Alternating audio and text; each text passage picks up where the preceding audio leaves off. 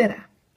Mina olen LPS Kisuketu ja ma pole nagu üldse ammu suhteliselt videoid teinud. Ma vabandan selle pärast, ma ei tea, kes vaatab. Nii.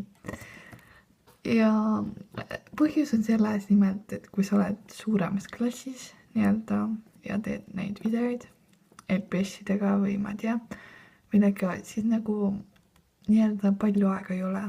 Ehk siis nagu sa käid koolis, siis sa pead õppima, siis on tööd, siis on nagu väga vähe vaba aega.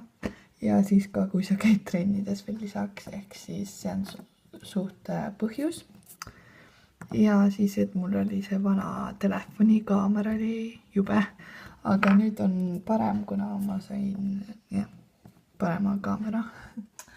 Ja minu meelest keegi küsis kommentaarides kuskil video peal või keegi nagu küsis, et miks mul on siuke nii-öelda õudne LPS, nagu jah, siuke nii-öelda ära rikutud või nii.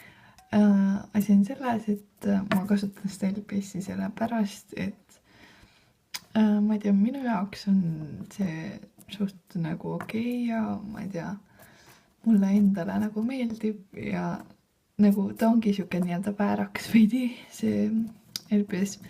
Aga no sellepärast mulle meeldibki, kuna ega mina olen ka tegelikult ju väärakas, nii siis nagu kaks kokku ja see ongi suht